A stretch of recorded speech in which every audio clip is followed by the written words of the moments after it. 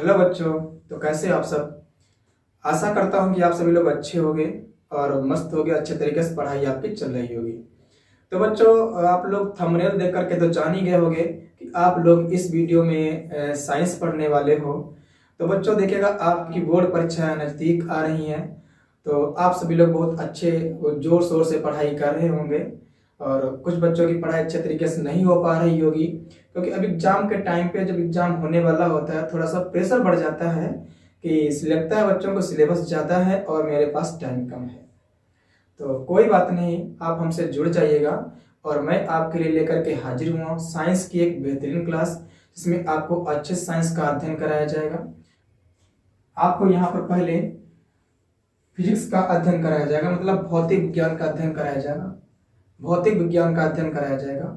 और अगर आप अच्छे से अध्ययन करते हैं, मेरे साथ में जुड़ करके अगर आप अच्छे से तैयारी करते हैं, अच्छे से अगर आप हमारे सारे लेक्चर देखते हैं, तो मैं इस चीज़ का दावा करता हूं कि आपके फिजिक्स में 25 मार्क्स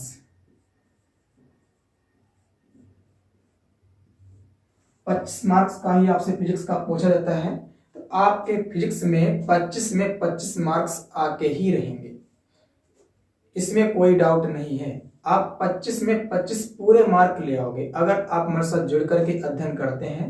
मैं आपको इस हिसाब से बोर्ड परीक्षा की दृष्टि से ऐसे अध्ययन ही कराऊंगा आप लोगों को कि फिजिक्स में 25 में से आपका एक नंबर भी कम नहीं हो सकता। तो देर न करते हुए आप लोग मेरे साथ जुड़ जाइएगा और मैं आप लोगों को यहाँ पर फिजिक्स की बहुत अच्छे से तैयारी कराऊंगा। तो देखिएगा बच्चों, ऐसा होता है कि आपके बोर्ड एग्जाम में 25 नंबर की फिजिक्स पूछी जाती है, उसमें से 4 नंबर के क्वेश्चन, मतलब एक एक नंबर के 4 क्वेश्चन आपके ऑब्जेक्टिव होते हैं, जिनमें 4 ऑप्शन होते हैं। उनमें से आपको एक सही होता है, उसे चूज करना होता है। तो सबसे पहले मैं आपको वो कराऊंगा, उसके बाद में आगे के टॉपिक 2-2 नंबर वाले जो क्वेश्चन होते हैं मैं वो कराऊंगा, फिर आपके 4-4 नंबर वाले क्वेश्चन होते हैं वो कराऊंगा। उसके बाद फिर आपका लॉन्ग एक क्वेश्चन होता है जो 7 नंबर का 7 नंबर का होता है, फिर मैं वो क्वेश्चन आपको कराऊंगा। तो अगर आप मेरे साथ जुड़ करके अगर अच्छे से तैयारी करते हो, सारे लेक्चर मेरे अच्छे से देखते हो, इसकी गारंटी है कि आपके 25 मार्क्स 25 आउट ऑफ 25, 25 में से 25 मार्क्स आपके आ जाएंगे, एक भी नंबर आपका कम नहीं होगा। तो एक अच्छी सी स्माइल लाइएगा चेहरे पे और टेंशन को दूर भगा दीजिएगा। ठीक, तो बिल्कुल टेंशन तो बिल्कुल रखिए नहीं माइंड में। तो अगर आप टेंशन रखेंगे माइंड में तो प्रेशर बढ़ेगा, तो आप अच्छे से तैयारी नहीं कर पाएंगे। ठीक है, एक फ्रेश माइंड, अच्छे से फ्रेश माइंड में आप तैयारी कीजिएगा और आपकी हेल्प के लिए मैं बिल्कुल तैयार हूं। आप हमसे जुड़ जाइएगा, तो टेंशन ना कीजिए। तो चलो टाइम वेस्ट ना करते हुए सीधे अपने टॉपिक पे आ जाते हैं। और आपको ये सारे लेक्चर बारीकी समझना है, रटना नहीं। मैं रटाऊंगा बिल्कुल भी नहीं, मैं रटाऊंगा बिल्कुल भी नहीं, अच्छे से समझाऊंगा। आपको अच्छे से समझना है, चीजों को अच्छे से आपको समझ के उन्हें कवर करना है। आपको रटना बिल्कुल भी नहीं, मैं रटाऊंगा बिल्कुल नहीं, मैं आपको सिखाऊंगा। ठीक है, आप जब सीख जाएंगे तो आप चाहे जैसे भी क्वेश्चन हो आप अच्छे से उनको कर पाएंगे। ठीक है, तो टाइम वेस्ट ना करते सीधे अपने टॉपिक पे आते हैं। बट आप टेंशन को दूर भगाइए, प्यारी सी अच्छी सी मुस्कान लाइएगा चेहरे पे और चलिए शुरू करते हैं।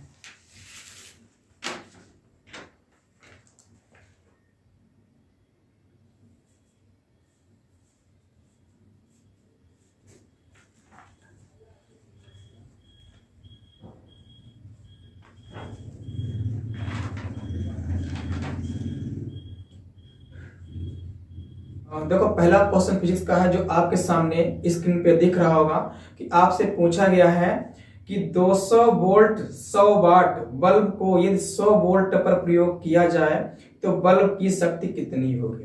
तो सबसे पहले यहां पे देख लीजिएगा, जो आपका लिखा है 200 वोल्ट और 100 वाट, ये 200 वोल्ट, ये 100 वाट, W से वाट, वो से V से आपका W से वाट, V से आपका वोल्ट। ठीक है, इसका मतलब ये होता है कि 200 वोल्ट विभवांतर पर जो आपका बल्ब है उस पे 200 वोल्ट 100 वाट लिखा है। इसका मतलब ये है कि 200 वोल्ट विभवांतर पर उसकी शक्ति 100 वाट होगी। ये क्या है, शक्ति है। ठीक, 200 वोल्ट विभवांतर पर उसकी शक्ति क्या होगी, 100 वाट होगी। तो आपसे पूछा ये है कि 200 वोल्ट 100 वाट बल्ब को यदि 100 वोल्ट पर प्रयोग किया जाए तो बल्ब की शक्ति कितनी होगी। तो देखिएगा बच्चा, यहाँ पे आपको जो दे रखा है बल्ब पर यह लिखा है कि 200 वोल्ट 100 वाट, और इस बल्ब को 100 वोल्ट पर प्रयोग किया जाता है। इस बल्ब को 100 वोल्ट पर प्रयोग किया जाता है। तो आपसे पूछा कि उसकी शक्ति कितनी होगी। ठीक है, आपके सामने ऑप्शन दे रखे हैं, पहला ऑप्शन आपके पास है 50 वाट, दूसरा आपके सामने ऑप्शन है, आपके सामने ऑप्शन दे रखे हैं, पहला ऑप्शन आपके सामने है 50 वाट, दूसरा ऑप्शन आपके पास है 25 वाट, तीसरा ऑप्शन आपके पास में है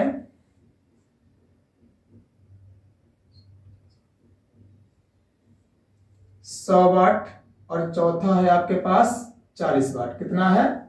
40 वाट। तो देखिए क्या करते हैं बच्चा, तो यहां पे देखिए आपका जो V1 है वो कितना है? 200 वोल्ट। ठीक है, ये आपका V1 है, और आपका जो शक्ति दे रखी है इसे हम क्या मान लेंगे? P1। क्या मान लेंगे? आपका P1 दे रखा है, कितना है? 100 वाट। क्या है आपका? 100 वाट है। ठीक है, वो आपका क्या है? वो आपका V2, वहां पे जो वोल्टेज दे रखा है उसे हम मान लेंगे V2। क्या मान लेंगे? V2 मान लेंगे। कितना है? 100 वोल्ट। और आपसे पूछा क्या? शक्ति पूछी है। ठीक है, तो आपका क्या पूछा? P2 आपसे पूछा है। ठीक है, तो देखिएगा बच्चा यहाँ पे क्या होता, एक मेरे पास फार्मूला होता है P इक्वल टू, देखिए एक मेरे पास फार्मूला ये होता है P equal to V square upon में R। ठीक है, तो आपके पास कोई बल्ब है, ठीक, आपके पास कोई जो बल्ब है और जो जल रहा है, तो ध्यान रखिएगा। देखिए बच्चा, तो आपके पास जो बल्ब है तो वहां पे आपसे उसकी शक्ति पूछा है कि जब 100 वोल्ट पे उसे प्रयोग करता है। तो देखिए मेरे पास फार्मूला जो ये है कि P equal to V square upon R, ये मेरे पास फार्मूला होता है। ठीक, तो वैसे जब यहां से हम करेंगे P1 बराबर, तो क्या हो जाएगा? P1 स्क्वायर अपान में आपका R हो जाएगा। ठीक, यहाँ पे R1 कहा नहीं लिखा, अभी आपको बताते हैं। ऐसे ही जब हम करेंगे P2 बराबर, तो आपका क्या हो जाएगा? V2 स्क्वायर अपान में R हो जाएगा। अब देखिएगा बच्चा, ये है कि आप जो ये बल्ब प्रयोग कर रहे हैं, ठीक है, तो इसके लिए जो R था वही R आपका बाद में रहेगा, मतलब वही प्रतिरोध आपका रहेगा। इस बल्ब के लिए आपका प्रतिरोध जो है R वो नहीं बदलेगा। ठीक है, तो अब ध्यान दीजिएगा, अब हम क्या करते हैं, इसको मान लीजिए इक्वेशन नंबर फर्स्ट, इसको मान लीजिएगा इक्वेशन नंबर सेकंड। अब सेकंड वाली इक्वेशन को फर्स्ट वाली इक्वेशन से डिवाइड कर दीजिएगा। तो यहाँ पे हम क्या करते हैं, P2 अपान में जब P1 करेंगे ना, तो इधर क्या होगा? देखो इसका टर्म क्या है? V2 स्क्वायर अपान में R, V2 स्क्वायर अपान में R हो गया। ठीक है डियर, नीचे क्या होगा आपका? V1 स्क्वायर अपान में R। चूंकि मेरा प्रतिरोध R समान है तो ये R हमारा कैंसिल हो जाएगा, और मेरे पास क्या बचा? V2 स्क्वायर अपान में V1 स्क्वायर। तो हमारा P1 इधर डिवाइड में, उधर किस में जाएगा? भाग में जाएगा। तो हमारा P2 क्या हो जाएगा? V2 स्क्वायर अपान में V1 स्क्वायर इंटू में आपका P1 होगा। ठीक है, तो देखो बच्चा, V2 आपको कितना है? V2 आपका है 100। क्या है? यहाँ पे 100।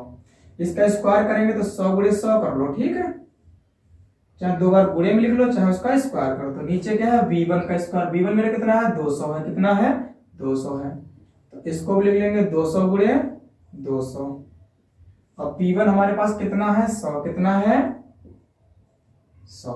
ठीक है, तो क्या करते हैं, यहां से देखो बच्चा, यहां से आपका ये हो गया, इसके दो जीरो कैंसिल करो, इसके दो जीरो हमने कैंसिल कर दिए। ठीक है, ध्यान दीजिएगा, इसके दो जीरो कैंसिल कर दिए और इसके भी दो जीरो हमने कैंसिल कर दिए। ठीक, ऊपर मेरे पास बचा है 100 और नीचे मेरे पास बचा है यहाँ पे 2 दूना 4। तो 25 चौके 100 होता है, तो 4 से इसको काटेंगे तो 25 बार हमारा यहाँ पे भाग चला जाएगा। तो ये किसकी वैल्यू है? P2 की। तो हमारा यहां से P2 कितना निकल के आ गया?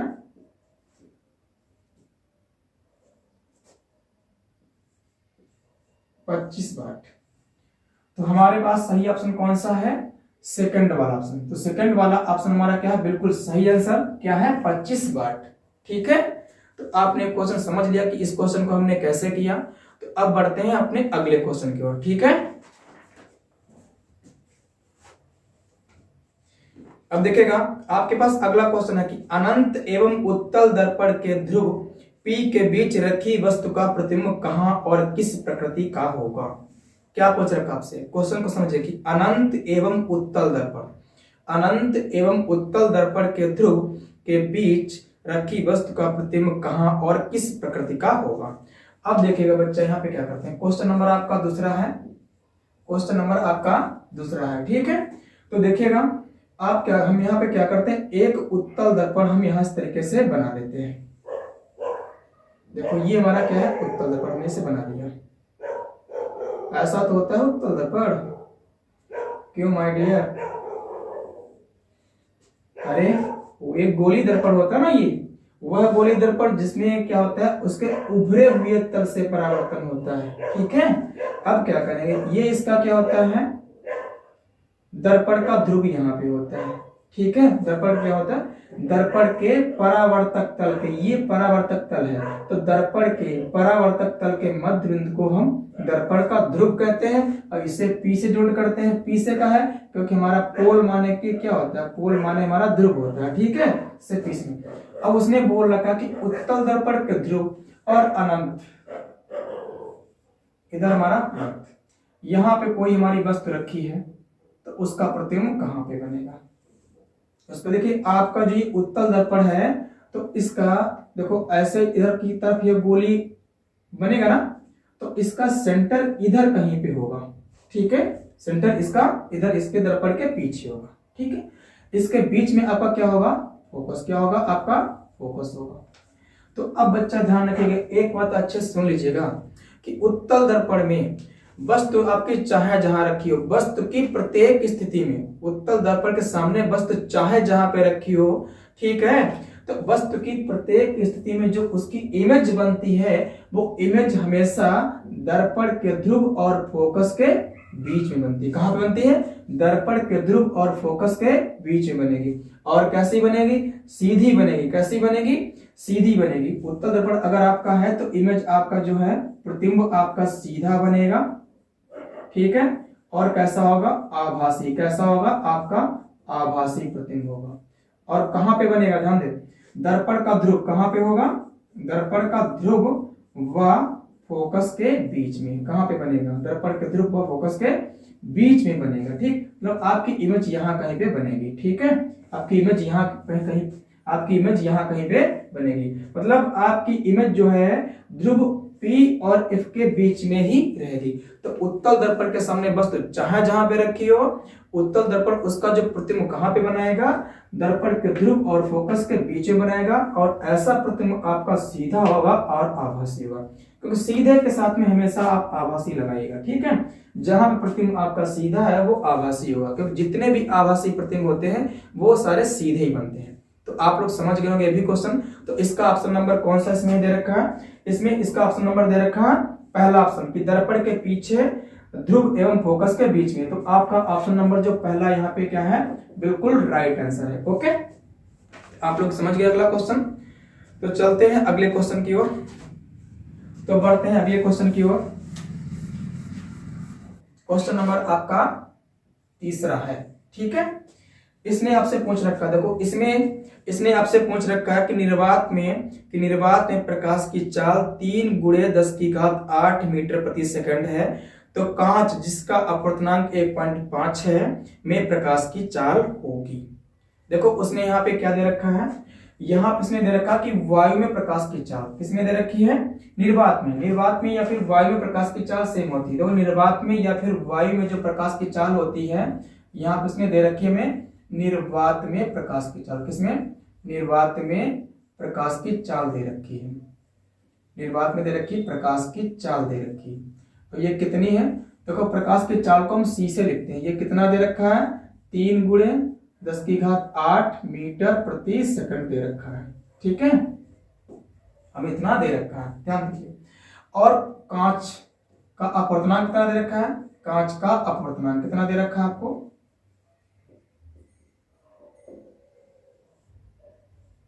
n दे रखा है आपको 1.5। देखो अगर पहले तो ध्यान रखिएगा कि कांच का अपवर्तनांक 1.5 होता है, क्या होता है। और एक चीज और ध्यान रखिएगा, कांच में आपकी जो प्रकाश की चाल होगी, कांच में प्रकाश की चाल होती है बच्चा 2 × 10⁸ मीटर प्रति सेकंड। ठीक है, अगर आपको याद नहीं रहती तो हम आपको यहाँ पे बता दे रहे हैं कि आपको कैसे निकालना है। इसका एक फार्मूला होता है बेटा कि ये होता है कि माध्यम का अपवर्तनांक बराबर ये होता है वायु या निर्वात में प्रकाश की चाल। वायु या निर्वात में प्रकाश की चाल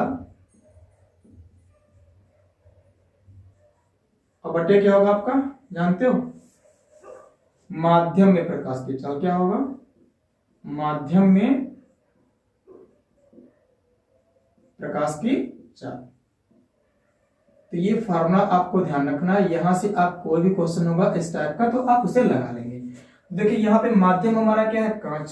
प्रकाश कांच में जा रहा है तो कांच का हमें अपवर्तनांक चाहिए वायु के सापेक्ष, तो वो हमने क्या मान रखा, वो उसे हमने एन से लिखा ना, तो एन हमारा हो गया।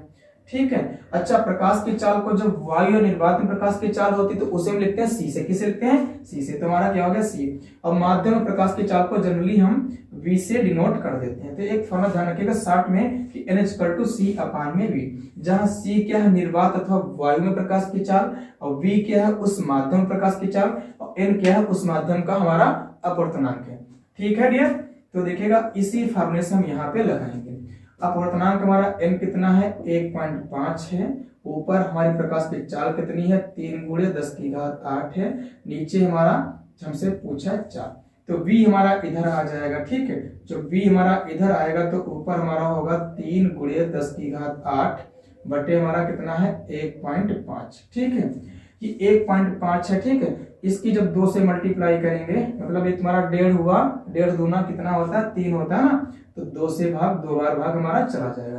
तो मेरे पास क्या आ जाएगा, 2 × 10⁸ मीटर प्रति सेकंड। तो देखिए आपका ऑप्शन नंबर इसमें कौन सा ऐसा है, इसमें आपका ऑप्शन नंबर है लास्ट वाला, फोर्थ वाला। तो यहाँ पे आपका ऑप्शन नंबर जो फोर्थ वाला है 2 × 10⁸ मीटर प्रति सेकंड, तो आपका ये क्या हो जाएगा, राइट आंसर। ठीक है, ठीक है बच्चा, समझ गए आप लोग। तो डाउट हो तो आप कमेंट में पूछ सकते हैं। तो चलो बढ़ते हैं अगले क्वेश्चन की ओर। अगला क्वेश्चन देखिए, आपसे पूछा गया है कि निम्न परिपथ में A एवं B बिंदुओं के बीच तुल्य प्रतिरोध है। इसमें आपके ऑप्शन दे रखे हैं। पहला ऑप्शन आपके पास है 2.5 ओम, दूसरा आपके पास ऑप्शन कितना है 1.5 ओम, और तीसरा आपके पास ऑप्शन है 1 ओम, और लास्ट वाला आपके पास है 2। आपके पास देखिए परिपथ इस टाइप का बना हुआ है।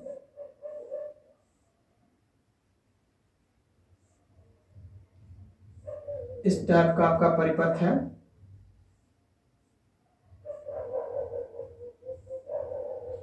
ये आपका है 1 ओम के हैं, ये आपका है 1 ओम, ये भी आपके पास है 1 ओम, ये है आपके पास 0.5 ओम।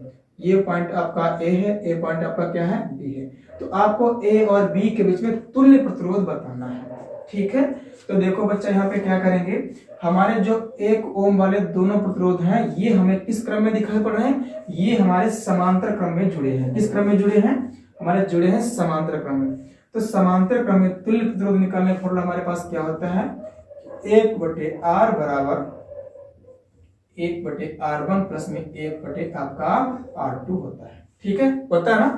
तो ध्यान दीजिएगा, यहाँ पे हमारे पास 2 प्रतिरोध हैं तो 2 जोड़ेंगे, अगर 3 होते तो ऐसे हम 3 जोड़ते, 4 होते तो ऐसे हम 4 जोड़ लेते। ठीक है, तो जैसे यहाँ पे हम करेंगे, क्योंकि हमारा r1 भी 1 है, r2 भी हमारा 1 है, तो यहाँ पे क्या करेंगे हम लोग, यहाँ पे 1 1 पुट कर देंगे कि नहीं पुट कर देंगे, अच्छा पुट कर देंगे। तो 1/1 हमारा 1 हो जाएगा, 1/1 हमारा क्या हो जाएगा, 1 ही तो रहेगा। तो यहाँ पे हम क्या करते हैं, यहाँ पे हमने कर लिया 1, यहाँ पे हमने क्या कर लिया 1 कर लिया। अच्छा 1 + 1 हमारा क्या हो गया, 2 हो गया ना। तो 1/r हमारा कितना हो जाएगा, 2 हो जाएगा। अच्छा, हमें वैल्यू चाहिए आर की, तो इसको जब हम पलटेंगे ना तो हमारा क्या होगा, जब इसकी वैल्यू पलटेंगे तो क्या होगा, आर इक्वल टू हो जाएगा 1/2 हो जाएगा। अच्छा, 1/2 का मतलब जानते हैं क्या होता है, 0.5। तो 1 ओम के जो दोनों प्रतिरोध थे, इनका जो तुल्य प्रतिरोध हमारा आर निकल के आया है, वो निकल के आया है 0.5 ओम। अब देखिए ये जो हमारा फिगर है, इसकी स्थिति अब कुछ ऐसी हो जाएगी।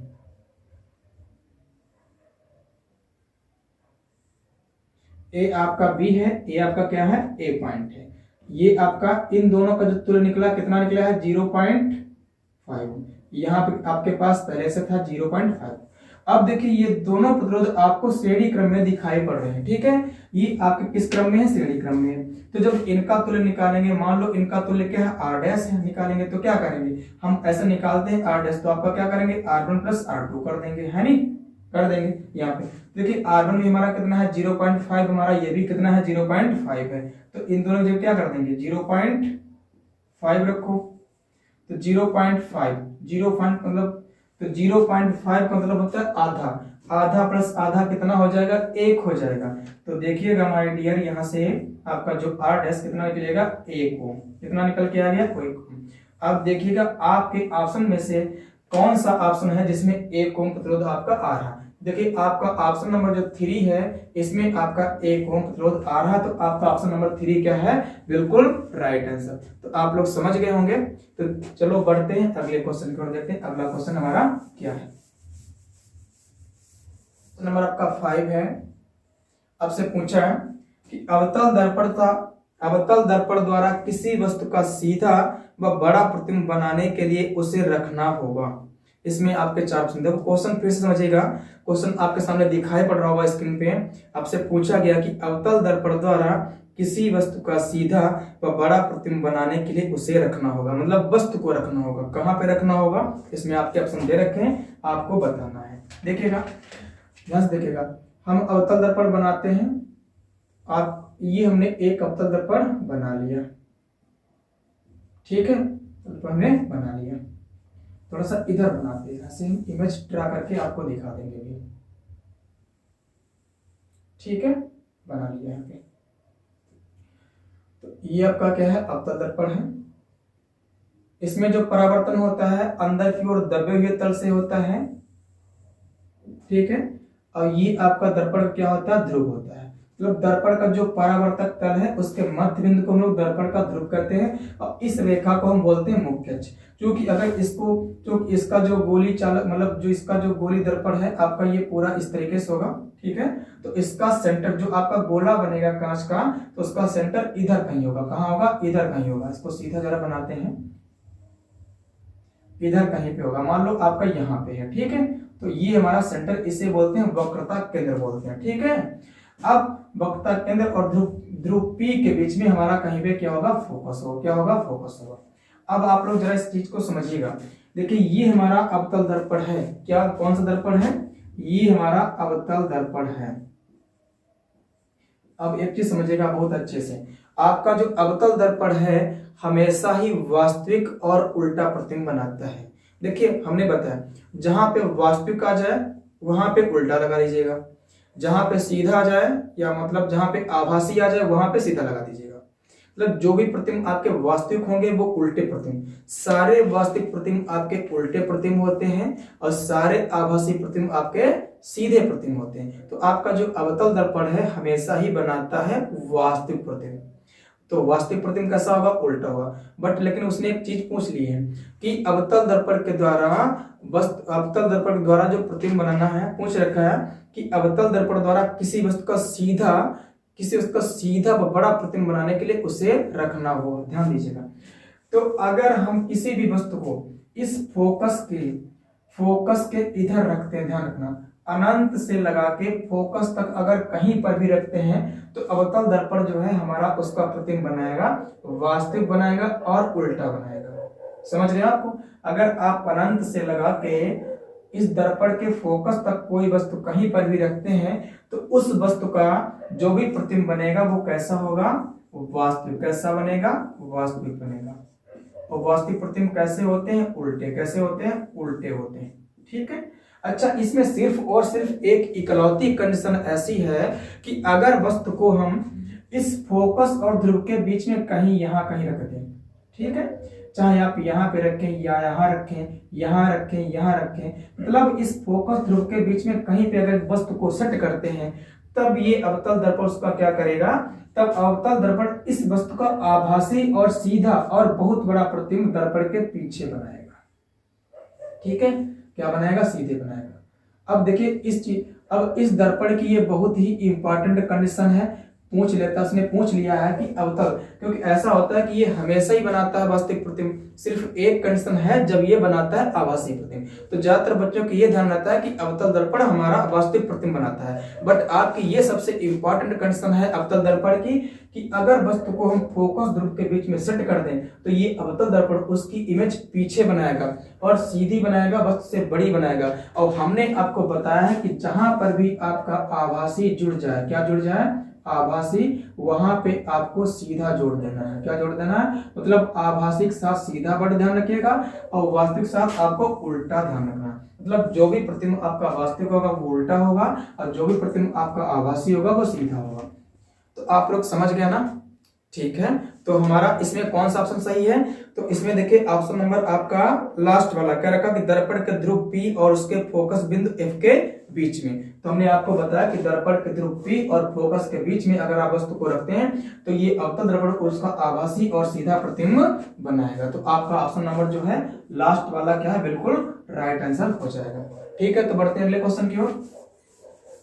अगला क्वेश्चन पूछा है, क्वेश्चन नंबर आपका 6 है, ये पूछा है कि निकट दृष्टि दोष से पीड़ित व्यक्ति को यह दोष दूर करने के लिए किस लेंस या दर्पण का उपयोग करना होगा। देखो क्या पूछा आपसे, ध्यान से सुनिएगा। आपकी आंखों में मुख्यतः दो दोष होते हैं, एक होता है निकट दृष्टि दोष, एक होता है दूर दृष्टि दोष। क्या होता है, निकट दृष्टि दोष, एक होता है आपका दूर दृष्टि दोष। ठीक है, तो यहाँ पे उसने बात की निकट दृष्टि दोष की, ध्यान से देखना। निकट दृष्टि दोष में क्या होता है, आपको दूर दृष्टि दोष भी बताएंगे, पहले सारे क्वेश्चन कराने दो। ठीक है, पहले सारे क्वेश्चन कराने दो, बाकी आपको सब कुछ बताएंगे। आपका ऐसा एक भी पॉइंट हम नहीं छोड़ेंगे कि एग्जाम में कहीं से कुछ भी आए और आपको पता ना हो, ऐसा तो हो ही नहीं सकता। देखिएगा, निकट दृष्टि दोष, निकट दृष्टि दोष आंखों का वह दोष होता है जिसमें व्यक्ति को निकट की वस्तु तो स्पष्ट दिखाई देती है लेकिन दूर की वस्तु स्पष्ट दिखाई नहीं देती। देखो, दिखाई देती दूर की वस्तु, मतलब दिखाई देगी दूर की वस्तु लेकिन स्पष्ट दिखाई नहीं देगी, धुंधली दिखाई देगी। ठीक है, निकट दृष्टि दोष आंखों का वह दोष है जिसमें व्यक्ति को निकट की वस्तु तो स्पष्ट दिखाई देती है परंतु दूर की वस्तु स्पष्ट दिखाई नहीं देती है। शायद आपको परिभाषा इसकी याद हो गई होगी। अच्छा, तो अब इस निकट दृष्टि दोष का जब निवारण करते हैं तो इसका निवारण करने के लिए व्यक्ति के चश्मे में जो भी चश्मा यूज किया जाता है उसमें अवतल लेंस का यूज करते हैं। कौन सा लेंस यूज करते हैं, उसमें अवतल लेंस का यूज करते हैं। तो आपसे क्या पूछा था कि निकट दृष्टि दोष से पीड़ित व्यक्ति को यह दोष दूर करने के लिए किस लेंस या दर्पण का उपयोग करना होगा। तो ध्यान रखिएगा कि आपका कोई भी दोष हो, निकट दृष्टि दोष हो चाहे दूर दृष्टि दोष हो, उसमें दर्पण का यूज नहीं होता है, ना ही उत्तल ना ही अवतल। तो दर्पण तो आपके आएंगे नहीं, तो आपके दो ऑप्शन तो पहले पता चल गया कि दर्पण वाले तो हो ही नहीं सकते।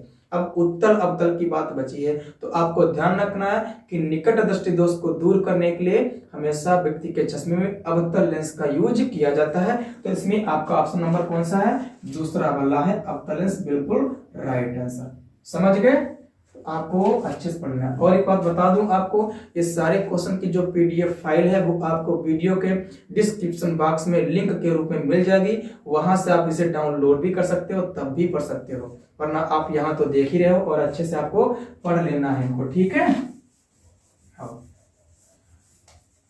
अगला क्वेश्चन देखिए, आपसे पूछा गया है कि विद्युत ऊर्जा की इकाई है, विद्युत ऊर्जा की आपकी क्या है,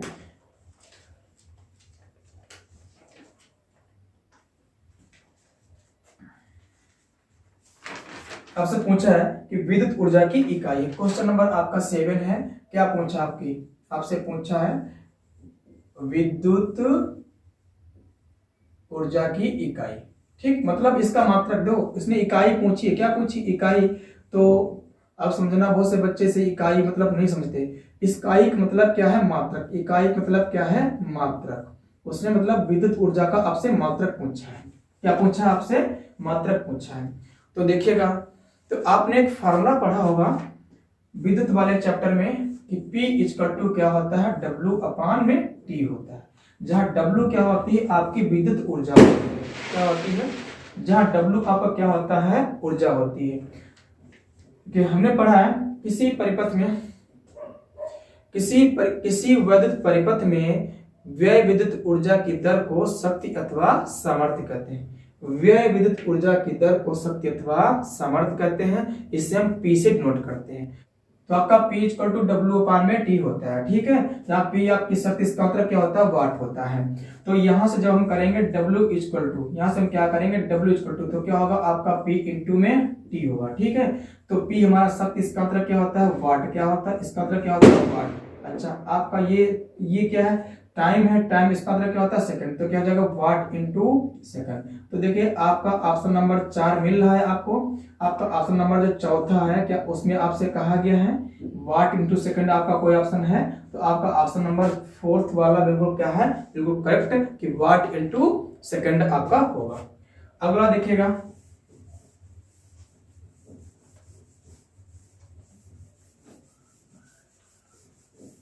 अगले क्वेश्चन पे आ जाओ। क्वेश्चन नंबर 8 है। वो लगा है कि एक लेंस की क्षमता +1d है, इसकी फोकस दूरी है। देखिएगा, क्षमता क्या है? लेंस की क्षमता, लेंस की क्षमता दे रखी, कितनी दे रखी है? लेंस की क्षमता कितनी है? देखिए, क्षमता को हम लोग लिखते हैं P से। किससे लिखते हैं? P से।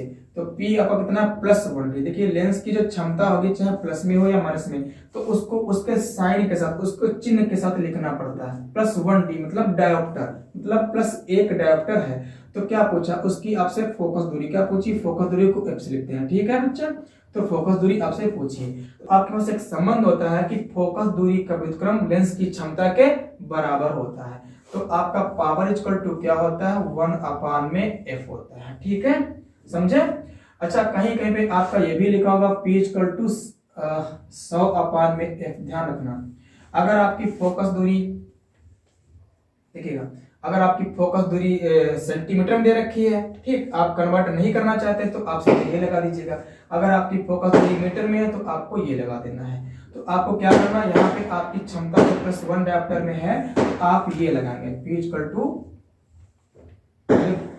तो देखिएगा आपकी क्षमता जो है +1d है, तो आप यहाँ फॉर्मूला ये वाला लगाएंगे। तो F इक्वल टू क्या हो जाएगा? 1 अपान में आपका P हो जाएगा। अच्छा, P कितना है आपके पास? P कितना आपके पास? +1 है। ठीक, तो 1 अपान 1 कितना हो जाएगा? आपके पास 1 आ जाएगा। तो अब इस फार्मूले से आपकी जो फोकस दूरी किस में निकलेगी? 1 मीटर। किस में निकलेगी? मीटर में निकलेगी। किस में निकलेगी? आपकी मीटर में निकलेगी। अच्छा, तो 1 मीटर, तो यहाँ पे मीटर वाला साथ ऑप्शन भी नहीं है, सब सेंटीमीटर में ही दे रखा है। ठीक है, तो आपका 1 मीटर में कितना सेंटीमीटर होता है? 1 मीटर में आपका होता है 100 सेंटीमीटर। तो आपका 100 सेंटीमीटर वाला जो भी ऑप्शन है वो आपका क्या होगा? बिल्कुल सही होगा। तो यहाँ पे आपका ऑप्शन नंबर जो दूसरा है वो क्या है? 100 सेंटीमीटर, वो आपका क्या है? बिल्कुल करेक्ट आंसर है। ठीक है, तो ये भी क्वेश्चन आपका हो गया। अब बढ़ते हैं अगले क्वेश्चन की ओर। समझ में तो आ ही गया होगा, ऐसी उम्मीद करते हैं। फिलहाल अगर समझ में ना हो तो कमेंट में आप पूछ सकते हो। अगर कोई प्रॉब्लम है तो आप अपनी हमें बता सकते हो, कमेंट में पूछ सकते हो। ठीक है, आगे देखिएगा, अगला क्वेश्चन आपसे पूछा है कि स्पष्ट दृष्टि की न्यूनतम दूरी है। क्वेश्चन नंबर आपका 9 है। पूछा है स्पष्ट दृष्टि की न्यूनतम दूरी क्या है? न्यूनतम दूरी पूछा आपसे। ठीक है, तो हम आपको बता दें, ये आपकी जो स्पष्ट दृष्टि की न्यूनतम दूरी जो होती है, ये आपकी होती है आंखों से 25 सेंटीमीटर दूर। कितनी होती है? 25 सेंटीमीटर होती है। ठीक है, अच्छा, कभी कभी ऐसा होता है कि इसे मीटर में लिख देते हैं। तो अगर आपका मीटर में लिखा होगा तो लिखा होगा 0.25 मीटर। कितना लिखा होगा? 0.25 मीटर लिखा होगा। और सेंटीमीटर में होगा तो लिखा होगा 25 सेंटीमीटर। तो आपके स्पष्ट दृष्टि की जो न्यूनतम दूरी है वो होती है 25 सेंटीमीटर। इसे मीटर में व्यक्त करेंगे तो 0.25 मीटर लिखी जाएगी। तो आपका ये भी क्वेश्चन बिल्कुल तो इसमें आपका कौन सा ऑप्शन सही है? तो यहाँ पे आपका 25 मीटर है और 2.5 मीटर है, 25 सेंटीमीटर है, 2.5 सेंटीमीटर है। ठीक है, तो इसमें ना तो 2.5 मीटर वाला है, 0.25 मीटर नहीं है। ठीक है, तो इसमें क्या है 25, ऑप्शन नंबर आपका थर्ड वाला दे रखा है 25 सेंटीमीटर। क्या दे रखा है आपके ऑप्शन नंबर थर्ड में दे रखा है 25 सेंटीमीटर, तो आपका ऑप्शन नंबर थर्ड क्या होगा? सही आंसर होगा। अब आइए अगले क्वेश्चन पे देखते हैं। अगला क्वेश्चन आपका क्या है? अगला क्वेश्चन आपसे पूछा है कि ओम के नियम के अनुसार विभवांतर व धारा के बीच ग्राफ होगा। देखिए ओम के नियम के अनुसार अगर हम विभवांतर के ओम के क्वेश्चन नंबर आपका 10 है, पूछा है कि ओम के नियम के अनुसार विभवांतर व धारा, पूछा है कि ओम के नियम के अनुसार विभवांतर व धारा के बीच ग्राफ होगा। देखिए ओम के नियम के अनुसार अगर विभवांतर और धारा के बीच हम ग्राफ खींचेंगे तो वो ग्राफ हमें मिलेगी एक सरल रेखा। क्या मिलेगी? हमें एक सरल रेखा मिलेगी। क्या मिलेगी? सरल रेखा मिलेगी। तो यहाँ पे आपके ऑप्शन नंबर फर्स्ट में ही है कि सरल रेखा, तो आपका ऑप्शन नंबर फर्स्ट क्या है? बिल्कुल सही आंसर हो गया। अब बढ़ते हैं अगले क्वेश्चन की ओर। अगला क्वेश्चन आपका क्या है? अगला क्वेश्चन आपसे पूछा है कि किसी दर्पण से आप चाहे कितनी ही दूर खड़े हैं, आपका प्रतिबिंब सदैव सीधा प्रतीत होता है, तो दर्पण है। देखिएगा यहाँ पे केवल समतल, केवल अवतल, केवल उत्तल, या तो समतल अथवा उत्तल। तो आपको मैं एक बात बता दूं, ध्यान से देखिएगा। अभी हमने आपको बताया भी था कि आपका जो उत्तल दर्पण है, कौन सा दर्पण? उत्तल दर्पण है। ठीक है, तो इसका ये ध्रुव होता है। उत्तल दर्पण इसका इधर सेंटर कहीं पे होगा, तो इसका यहाँ कहीं पे क्या होगा? फोकस होगा। हमने बताया था कि उत्तल दर्पण के सामने कोई वस्तु ध्रुव से लगा के अनंत तक, चाहे जहां पे सेटल हो, ठीक है, उसकी जो इमेज है कहां पे बनेगी? उसकी जो इमेज मतलब उसका जो प्रतिबिंब है ध्रुव और फोकस के बीच बनेगा, और सीधा बनेगा, और कैसा बनेगा? आभासी। क्योंकि सीधे के साथ आभासी या फिर आभासी के साथ सीधा आता है। ठीक है, तो कैसा प्रतिबिंब बनेगा? आभासी बनेगा और सीधा। हमेशा ही आभासी और सीधा प्रतिबिंब बनेगा। इसमें सिर्फ एक ही कंडीशन है, ध्यान दीजिएगा। अच्छा, आपका एक और दर्पण है, वो कौन सा दर्पण है? आपका एक होता है समतल दर्पण। क्या होता है? समतल दर्पण। जैसे आपका ये क्या है? समतल दर्पण। आपका ये है समतल दर्पण है। ठीक है, इसके सामने अगर यहाँ पे वस्तु हम रख दें, क्या रख दें? ये वस्तु हम रख दें, तो क्या करेगा? ये भी क्या करेगा? अगर मान लीजिए ये वस्तु आपकी 5 सेंटीमीटर लंबी है, ठीक है, और मान लीजिएगा ये दूरी आपकी 10 सेंटीमीटर कितनी है? इस दर्पण से कितनी है? 10 सेंटीमीटर दूरी है बस। ठीक है, तो ये दर्पण क्या करेगा? तो समतल दर्पण क्या करेगा? समझिएगा इस बात को। तो समतल दर्पण इस वस्तु का आभासी और सीधा प्रतिबिंब बनाएगा। कैसा बनाएगा? आभासी और सीधा प्रतिबिंब बनाएगा। और कहां बनाएगा? दर्पण के पीछे बनाएगा। और कहां पे बनाएगा? जितनी दूरी पे दर्पण से वस्तु रखी होगी उतनी दूरी पे ही उसका प्रतिबिंब बनाएगा, और जितनी बड़ी वस्तु होगी उतना ही बड़ा प्रतिबिंब बनाएगा। मतलब आपका जो प्रतिबिंब है वो भी 5 सेंटीमीटर बड़ा बनेगा, और उसकी दूरी दर्पण से कितनी होगी? 10 सेंटीमीटर होगी। तो समझ गए माय डियर कि आपका जो समतल दर्पण होता है ये भी हमेशा आपका आभासी और सीधा प्रतिबिंब बनाता है, चाहे जहां पे खड़े हो। और आपका जो उत्तल दर्पण है ये भी आपका आभासी और सीधा प्रतिबिंब बनाता है, आप चाहे जहां पर खड़े हो। तो आपसे यही पूछा, तो इसमें ऑप्शन नंबर हो जाएगा फोर्थ वाला, या तो आपका वो समतल होगा या फिर आपका क्या होगा? उत्तल दर्पण होगा। समझ गए? तो आपका ऑप्शन नंबर यहाँ पे फोर्थ वाला क्या है? बिल्कुल राइट आंसर है। तो अब बढ़ते हैं अगले क्वेश्चन की ओर, देखते हैं अगला क्वेश्चन हमारा क्या है और हमसे क्या पूछा गया है।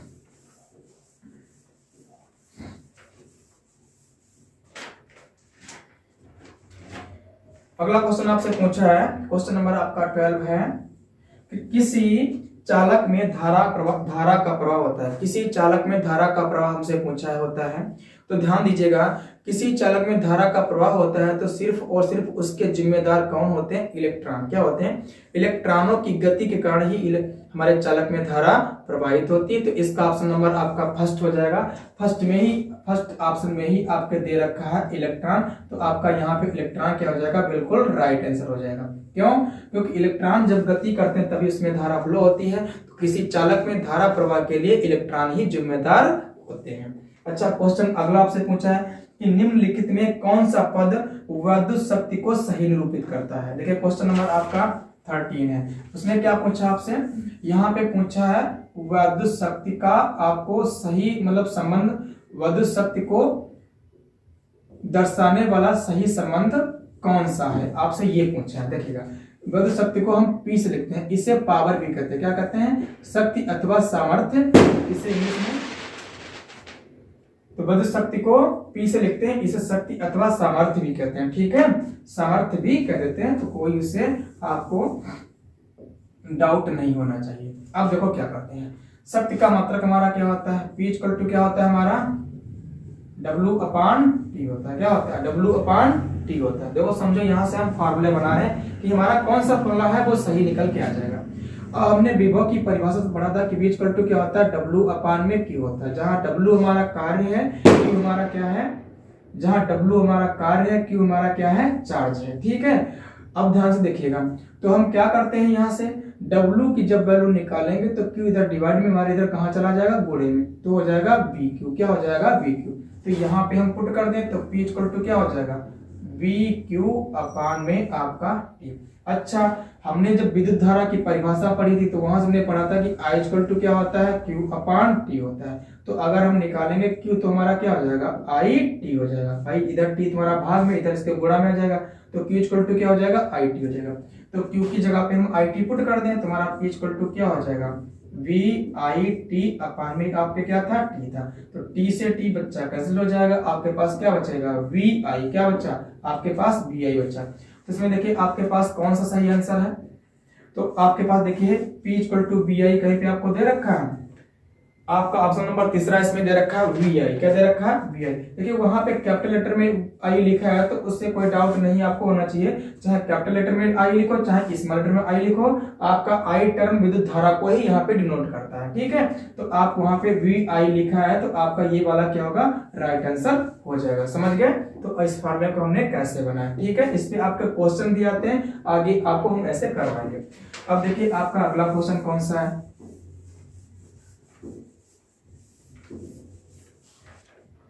अगला क्वेश्चन आपसे पूछा है कि किसी वस्तु का अवतल दर्पण द्वारा बना प्रतिबिंब आभासी सीधा तब वस्तु से बड़ा पाया गया तो वस्तु की स्थिति होगी। देखिए ऐसा क्वेश्चन मैं आपको बता भी चुका हूं, और अब आपसे पूछा जा रहा है किसी वस्तु का अवतल दर्पण द्वारा, देखिए आपसे पूछा गया किसी वस्तु का अवतल दर्पण द्वारा बना प्रतिबिंब आभासी सीधा तथा वस्तु से बड़ा पाया गया वस्तु की स्थिति होगी। तो क्वेश्चन नंबर आपका यहाँ पे 14 है। ये हम सबसे पहले क्या करते हैं, अवतल दर्पण एक बना लेते हैं। बना लिए, अवतल दर्पण भी बना लिए। ठीक है, पास में शादी है तो गोले पटाखे चल रहे हैं वहां पे, इस वजह से बहुत आपको आवाज आ रही है। ठीक है, आजकल शादी का माहौल चल रहा है, तो जाहिर सी बात है उसी के माहौल में ऐसा तो होना चाहिए। तो बच्चा इधर आपका क्या होगा? सेंटर होगा। सेंटर और ध्रुव के बीच में आपका क्या होता है? फोकस होता है। क्या होता है? फोकस होता है। अभी हमने आपको बताया था कि अगर वस्तु को आप अनंत से लेके फोकस तक कहीं भी सेट करते हैं तो उसका प्रतिबिंब इधर ही बनेगा। किधर बनेगा? इधर ही बनेगा, और वास्तविक बनेगा और उल्टा बनेगा। ठीक है, बट उसने हमसे पूछा कि अवतल दर्पण द्वारा कि किसी वस्तु का अवतल दर्पण द्वारा बना प्रतिबिंब आभासी सीधा तब वस्तु से बड़ा पाया गया। ठीक है, अवतल दर्पण द्वारा जो प्रतिबिंब बना है वो आभासी है, सीधा है, तब वस्तु से बड़ा पाया गया। तो वस्तु की स्थिति पूछी उसने। क्या पूछी? वस्तु की स्थिति क्या होगी। तो अभी हमने आपको बताया था कि इकलौती अवतल दर्पण के लिए सिर्फ और इकलौती कंडीशन ऐसी है कि अगर वस्तु को हम फोकस और ध्रुव के बीच में कहीं पर सेट कर दें तो उसकी इमेज कहाँ बनेगी? दर्पण के पीछे बनेगी। कहाँ बनेगी? दर्पण के पीछे बनेगी। और ऐसी इमेज, ठीक है, ऐसी इमेज कैसी होगी? सीधी होगी, आभासी होगी, वस्तु से बहुत बड़ी होगी। क्या कंडीशन होगी? जो आपका इमेज है, ठीक है, आभासी, ठीक, सीधा और वह वस्तु से बड़ा, क्या होगा, वस्तु से बड़ा। लेकिन ये कब होगा, जब आप वस्तु को दर्पण के फोकस और ध्रुव के बीच में रखेंगे। तो देखिए इसमें कहीं पे लिखा है कि दर्पण के ध्रुव और फोकस के बीच में, तो इसमें आपका ऑप्शन नंबर कौन सा है, लास्ट वाला। क्या रखा, दर्पण के ध्रुव तथा मुख्य फोकस के बीच में, इसे मुख्य फोकस बोलते हैं, ठीक है। फोकस बोलो मुख्य फोकस बोलो एक ही बात है। तो दर्पण के ध्रुव और मुख्य फोकस के बीच में, तो बीच का मतलब यही नहीं कि आप बिल्कुल बीचों बीच में रखेंगे, इसके बीच में आप कहीं पे रखेंगे तो उसकी इमेज पीछे ही बनेगी, ठीक है। तो आपको वस्तु कहां पे रखनी है, दर्पण के मुख्य फोकस और ध्रुव के बीच में। तो आपका ऑप्शन नंबर इसमें कौन सा है, ये ऑप्शन नंबर आपका लास्ट वाला है। तो लास्ट वाला आपका ऑप्शन नंबर क्या होगा, बिल्कुल सही होगा, ठीक है। तो अब देखिए आप बढ़ते हैं अगले क्वेश्चन की ओर। अगला क्वेश्चन आपका क्या है, तो आगे अगला क्वेश्चन देखिएगा, आपसे पूछा है कि एक लेंस से 0.2 मीटर दूर रखी वस्तु के आभासी प्रतिबिंब का आवर्धन 0.5 है, यह लेंस होगा।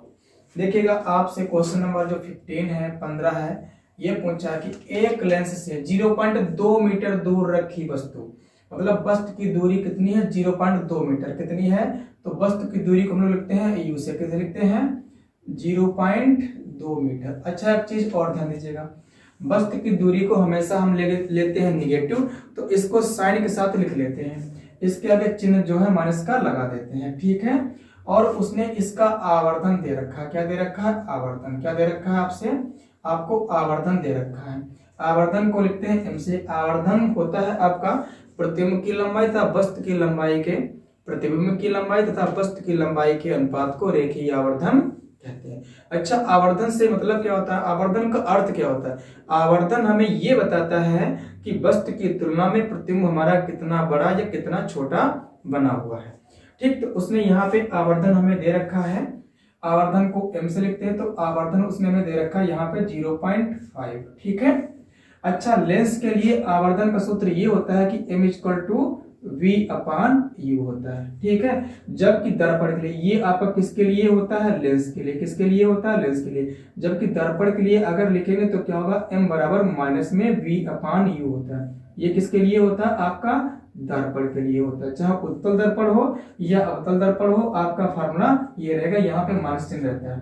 तो यहाँ पे लेंस की बात कर रहा है, तो यहाँ पे हम क्या कर लेंगे, इसको v upon u equal to 0.5, या फिर एक चीज और देखेगा, 0.5 का मतलब क्या हुआ यार, इसका मतलब 1/2 ही हुआ ना, तो इसे क्या कर ले, हमने 1/2 कर लिया, ठीक है।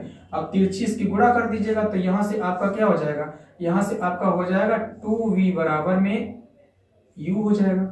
अगर यहाँ से हम u की वैल्यू v की वैल्यू निकालें, किसकी निकालें, v की वैल्यू निकालें, तो इधर 2 आपके गुणे में, तो उधर u के भाग में चला जाएगा, तो हो जाएगा u/2 हो जाएगा। देखो इतना हमने कर लिया। अब ध्यान दीजिएगा, अब क्या करेंगे, लेंस का सूत्र लगा दीजिएगा, लेंस के सूत्र से देखिएगा, इसका सूत्र क्या होता है, देखिएगा ये इसका फार्मूला होता है 1/f equal to 1/v minus में 1/u होता है, ठीक है। तो 1/f, उसमें फोकस दे रखी है ना, फोकस दूरी दे रखी है इसमें, तो हम क्या करते हैं, यहाँ से v की जगह बच्चा क्या डाल देंगे, यहाँ पे u/2 डाल देंगे, तो हमने यहाँ पे लिख दिया u/2 माइनस में आपका 1/u। अच्छा ये 2 ऊपर पहुंच जाएगा, तो आपका क्या हो जाएगा, 2/u माइनस में 1/u। अब आपका यहाँ पे हर बराबर है, तो ऊपर 2 से 1 घट जाएगा, कितना बचेगा, 1/u। अब देखो यहाँ से क्या हुआ, इसको इरेज कर दें। अब आप लोग देखिएगा यहाँ से क्या हुआ, आपकी जो फोकस दूरी थी मतलब 1/f किसके बराबर आ गए, 1/u के। अच्छा u आपका कितना है, माइनस में 0.2, तो 1/f बराबर कितना है, 1 माइनस में 0.2। अब आपका किसमें था, ये मीटर में था ना, तो यहाँ से देखिएगा आपका f कितना आ गया, माइनस में 0.2 मीटर। f क्या है, आपकी फोकस दूरी, क्या है, फोकस दूरी। तो वो उस लेंस की फोकस दूरी कितनी होगी, माइनस में 0.2 मीटर। अच्छा देखिएगा यहाँ पे 0.2 मीटर तो उस लेंस की फोकस दूरी है, लेकिन माइनस चिन्ह हमें ये शो करता है कि वो जो लेंस होगा वो क्या होगा, अवतल लेंस होगा। क्या होगा, अवतल लेंस होगा, जिसकी फोकस दूरी कितनी होगी, माइनस में 0.2 मीटर होगी। क्योंकि आपके उत्तल लेंस की फोकस दूरी क्या होती है, पॉजिटिव होती है। अगर यही फोकस दूरी हमारी पॉजिटिव आती तो हमारा कौन सा लेंस होता, उत्तल लेंस होता। लेकिन ये फोकस दूरी हमारी निगेटिव आई है, जिसका मतलब हमारा कौन सा लेंस होगा, अवतल लेंस होगा। तो इसमें आपका ऑप्शन होगा कि 0.20, इसमें आपका ऑप्शन ये होगा कि 0.2 मीटर फोकस दूरी का अवतल क्या होगा, फोकस दूरी का अवतल कौन सा होगा, अवतल होगा। तो देखिए इसमें आपका कौन सा ऑप्शन मिल रहा है, तो इसमें आपका ऑप्शन नंबर दूसरा है, 0.2 मीटर फोकस दूरी का अवतल। तो आपका ऑप्शन नंबर जो दूसरा है बिल्कुल क्या होगा, राइट आंसर होगा। तो समझ गए आप लोग इस क्वेश्चन को हमने कैसे सॉल्व किया। तो इसको इरेज करते हैं, चलते हैं अगले क्वेश्चन की ओर। देखिए अगला क्वेश्चन आपसे क्या पूछा है,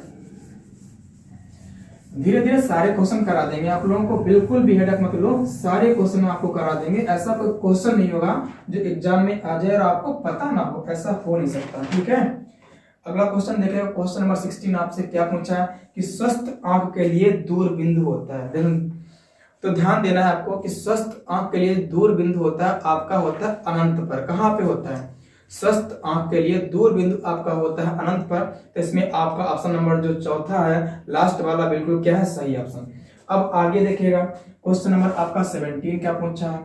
17 में आपसे पूछा है कि चंद्रमा से देखने पर आकाश दिखाई देता है बैंगनी, नीला, काला, फिर या फिर सफेद। देखिएगा चंद्रमा के तल पे, जब चंद्रमा के तल से हम लोग ऊपर जाएंगे, एक क्वेश्चन इस तरीके से और पूछ लेता है कि अंतरिक्ष यात्री को आकाश का रंग कैसा दिखाई देता है। मतलब जो अंतरिक्ष की यात्रा करते हैं, स्पेस में जाते हैं, तो उनको आकाश का रंग कैसा दिखाई पड़ता, ऐसा क्वेश्चन वो लोग पूछ लेते हैं। तो ध्यान दीजिएगा, देखिए हमारे पृथ्वी पर तो वायुमंडल है, तो वायुमंडल है तो यहाँ पे धूल, मिट्टी, धुआं आदि के छोटे छोटे कण होते हैं, जिन कणों के द्वारा इस प्रकाश का प्रकीर्णन हो जाता है। मतलब प्रकाश चारों तरफ फैल जाता है। क्या होता है, प्रकाश चारों तरफ फैल जाता है। लेकिन चंद्रमा के तल के ऊपर हमारा निर्वात है, वहां पे हमारा वायुमंडल नहीं है, तो वहां पे प्रकाश का प्रकीर्णन नहीं हो पाता है। तो प्रकाश का प्रकीर्णन ना हो पाने की वजह से मतलब हमारा प्रकाश वहां पे फैल नहीं पाता है। जब प्रकाश नहीं फैल पाता है तो वहां पे आपको सिर्फ और सिर्फ काला ही काला नजर आएगा, आपको कुछ नहीं दिखाई पड़ेगा। तो चंद्रमा के तल से जब हम देखेंगे आकाश को, तो ऊपर क्या दिखाई पड़ेगा, काला। क्या दिखाई पड़ेगा, काला। तो अगर आपका क्वेश्चन ऐसे आ जाए कि अंतरिक्ष यात्री को आकाश का रंग कैसा दिखाई पड़ता है, तो आपका आंसर क्या होगा कि काला। क्या होगा आंसर, कि अंतरिक्ष यात्री को आकाश का रंग काला दिखाई पड़ता है। इसका कारण क्या है, कि चंद्रमा के तल पर चंद्रमा के तल के ऊपर हमारा वायुमंडल नहीं है, तो वहां पे प्रकाश का प्रकीर्णन नहीं हो पाता है, जिससे प्रकाश हमारा नहीं फैल पाता है और आकाश का रंग हमें काला दिखाई पड़ता है। ठीक है, अच्छा क्वेश्चन नंबर अगले पे आ जाओ। अगला क्वेश्चन आपसे क्या पूछा है, क्वेश्चन नंबर आपका 18 नंबर है। आपसे पूछा है कि एक उत्तल दर्पण की फोकस दूरी 12 सेंटीमीटर है, दर्पण के उत्तल पृष्ठ की त्रिज्या होगी। देखो उसने फोकस दूरी यहाँ पे दे रखी है, क्या दे रखी है, फोकस दूरी दे रखी है। तो कितनी है, ये हमारा एफ से लिखते हैं, कितनी है, 12 सेंटीमीटर। क्या है, 12 ही दे रखी है, हाँ 12 सेंटीमीटर आपको दे रखी है। और पूछी क्या, इसकी त्रिज्या पूछी, वक्रता त्रिज्या क्या पूछी है, वक्रता त्रिज्या पूछी है। इसे हम लिखते हैं कैपिटल आर से। तो देखिए बच्चा, तो देखिएगा माय डियर, तो देखिएगा हमारे पास एक संबंध होता है। क्या संबंध होता है, हमारे पास एफ व आर में एक रिलेशन होता है, रिलेशन होता है, रिलेशन जिसे हम संबंध कहते हैं। क्या कहते हैं, संबंध। क्या संबंध होता है कि जो हमारा फोकस दूरी होता है, ठीक है, इसका दुगुना वक्रता त्रिज्या के इक्वल होता है। या फिर ये कहें कि हमारा जो वक्रता त्रिज्या आर है, ये फोकस दूरी के दोगुने के क्या होता है, बराबर होता है। क्या होता है, बराबर होता है। तो यहां से देखिए एफ हमारा कितना है, 12 है, कितना है, 12 है, और हमारा त्रिज्या पूछा हमसे, त्रिज्या आर इक्वल टू क्या हो जाएगा, 2 गुणे 12 सेंटीमीटर। तो यहां से इसकी जब गुणा करेंगे तो इसका आंसर क्या हो जाएगा, 24 सेंटीमीटर। क्या हो जाएगा, 12 दूना 24 सेंटीमीटर। तो देखिए आपका इसमें कौन सा ऑप्शन दे रखा है ऐसा, तो इसमें आपका ऑप्शन नंबर कौन सा है, लास्ट वाला, फोर्थ वाला, 24 सेंटीमीटर बिल्कुल क्या है आपका राइट आंसर। तो ये क्वेश्चन आपकी समझ में आ गया होगा। अब बढ़ते हैं अगले क्वेश्चन की ओर हम, ठीक है। अगला क्वेश्चन आपसे पूछा गया है कि एक गोलीय दर्पण की फोकस दूरी f और वक्रता त्रिज्या r में अभिष्ट संबंध है। हमने आपको अभी बताया, ये क्वेश्चन आपको हमने अभी बताया कि वक्रता त्रिज्या, एक गोलीय दर्पण के फोकस दूरी फोकस दूरी को क्या लिखते हैं हम, एफ से लिखते हैं, और त्रिज्या को क्या लिखते हैं हम, कैपिटल आर से लिखते हैं। इसमें उसने संबंध पूछा, तो हमने अभी आपको बताया कि आर इक्वल टू क्या होता है, 2f होता है। क्या होता है, 2f होता है। लेकिन हो सकता है अगर 2f कहीं पे ना लिखा हो इस तरीके से, तो ऐसे लिखा हो सकता है कि इसको क्या करेंगे, आपका 2 इधर गुणा में f के, तो इधर आएगा भाग में, तो क्या हो जाएगा r/2 बराबर में f, या फिर आपका f इक्वल टू r/2 एक ही बात है। ठीक है, चाहे इसको इधर लिखो या इसको इधर लिखो, कोई फर्क नहीं पड़ता, ये सभी एक ही चीज है। ठीक है, इनका सबका मतलब यही है कि r इक्वल टू 2f, इनका सबका मतलब ये है कि वक्रता त्रिज्या फोकस दूरी के दुगने के बराबर होती है। तो क्वेश्चन नंबर आपका ये भी हो गया। अच्छा, ये क्वेश्चन लास्ट है, देखिए आपका अगला क्वेश्चन आपको दे रखा है, क्वेश्चन नंबर 20। क्या पूछा आपसे कि 1 किलोवाट घंटा बराबर होता है। आपको बताना है कि 1 किलोवाट घंटा, 1 किलोवाट घंटा, यहाँ पे जो भी वैल्यू दे रखी है वो सभी किसमें है, आपकी जूल में दे रखी है। किसमें दे रखी है, जूल में दे रखी है। तो आपको क्या करना है, यहाँ पे देखो हम क्या करते हैं, इसको सॉल्व कैसे करते हैं। मेरे पास क्या होता है, 1 किलोवाट घंटा, इसका मतलब क्या होगा, 1 किलोवाट क्या होगा, 1 किलोवाट। देखिए ये क्वेश्चन आपका बहुत बार पूछा गया है, 1 किलोवाट गुणे 1 घंटा, एक ही तो बात है। ठीक, अच्छा 1 किलोवाट में कितने वाट होते हैं, तो 1 किलोवाट में हमारे 1000 वाट होते हैं। कितने वाट होते हैं, 1000 वाट होते हैं। 1 घंटे में अगर हम सेकंड बनाते, सेकंड कितने होते हैं, 1 घंटे में 60 मिनट होते हैं, और 1 मिनट में हमारे 60 सेकंड होते हैं। तो 1 घंटा को मिनट बनाएंगे तो 60 से गुणा करेंगे। अच्छा, और जब 60 मिनट को हम बनाएंगे सेकंड, तो क्या करेंगे, फिर 60 से गुणा करेंगे, तो 36। ठीक है, तुम्हारा कितना हो जाएगा, तो 1 घंटे में हमारा 3600 सेकंड होता है। कितना होता है, 3600 सेकंड होता है। समझ गए। अच्छा, वाट, हमने अभी आपको पहले क्वेश्चन बताया था कि आपका जो P होती है शक्ति, इसका मात्रक क्या होता है, वाट। क्या होता है, वाट। अच्छा, इसके इस वाट वाले मात्रक को हम लोग, क्योंकि हमारा इसका फार्मूला क्या होता है, W/T होता है, इसका मात्रक क्या हो, यहां से बन जाता है कि जूल प्रति सेकंड। क्या बन जाता है, जूल प्रति सेकंड बन जाता है। तो जो हमारा वाट है, तो वाट को हम जूल प्रति सेकंड भी कहते हैं, ये शक्ति का ही मात्रक है। ठीक है, तो जहां पे हमारा वाट लिखा है, यहां पे हम क्या लिख सकते हैं, 1000 जूल प्रति सेकंड लिख सकते हैं। ठीक है, कोई डाउट, नो डाउट, नहीं होना चाहिए ना, इनटू में आपका सेकंड हो जाएगा। अब सेकंड से सेकंड आपका कैंसिल हो जाएगा, आपके पास क्या बचा, सिर्फ जूल बचा। अब देखो आपके 3 जीरो ये और 2 जीरो ये, तो क्या हो गया, 36 गुणे 10⁵ जूल। ध्यान रखा, तो ध्यान रखना, अगर यहाँ पे 36 होगा तो यहाँ पे 10⁵ जूल होगा, 5 जूल होगा। या फिर हम क्या करें, हम दशमलव को 1 अंक इधर और बढ़ा दें, तो हमारा यहां से हो जाएगा 3.6 गुणे, अब हो जाएगा 10⁵ जूल। ठीक है, तो आपको ध्यान रखना, अगर 36 के टर्म में लिखा होगा, अगर 36 लिखा होगा तो यहाँ पे 10⁵ जूल होगा, कभी कभी इस रूप में भी लिख देते हैं। और अगर 3.6 होगा तो 10⁻+6 जूल होगा, क्योंकि आपके ऑप्शन में हो सकता है कि -6 जूल वाला भी हो, आपको ध्यान रखना कि 6 जूल होता है। ठीक है, तो आपको ध्यान रखना कि 3.6 गुणे 10⁻6 जूल प्लस में होगा, या फिर अगर आपका 36 लिखा है 10⁻, यहाँ पे तो 5 जूल होगा। तो आपके 1 किलोवाट घंटा में कितना जूल होता है, 3.6 गुणे 10⁻6 जूल होता है। तो इसमें आपका कौन सा ऑप्शन है, इसमें आपका लास्ट वाला ऑप्शन सही है, लास्ट वाला 4th वाला आपका ऑप्शन जो है बिल्कुल राइट आंसर है। तो बच्चे आपके आज के इतने क्वेश्चन हमने करा दिए हैं, अब मिलेंगे आपको अगले क्लास में। अगले क्लास में इससे भी अच्छे आपको हम क्वेश्चन कराएंगे। तो एक क्वेश्चन बच्चा आपके लिए है, इस क्वेश्चन का आंसर सभी लोगों को देना है कमेंट बॉक्स में। तो ये क्वेश्चन जो आपकी स्क्रीन पे दिखाई दे रहा है, इस क्वेश्चन का आंसर आप सभी लोगों को बताना है। देखते हैं कितने लोग इसका जवाब दे पाते हैं। तो अब मिलते हैं अगली क्लास में, जहां पर हम आपको इससे भी और भी अच्छे क्वेश्चन जो बोर्ड एग्जाम की दृष्टि से बहुत ही महत्वपूर्ण है वो क्वेश्चन कराएंगे। आपको एक भी क्वेश्चन ऐसा नहीं होगा जो आपको ना पता हो और बोर्ड परीक्षा में आ जाए, ऐसे कोई क्वेश्चन होंगे नहीं। ठीक है, तो सारे क्वेश्चन आप सॉल्व कर पाएंगे और 25 में से 25 मार्क्स, इस चीज का हमारा वादा है कि 25 में से 25 मार्क्स आपके पूरे मार्क्स आपके। तब तक के लिए गुड बाय।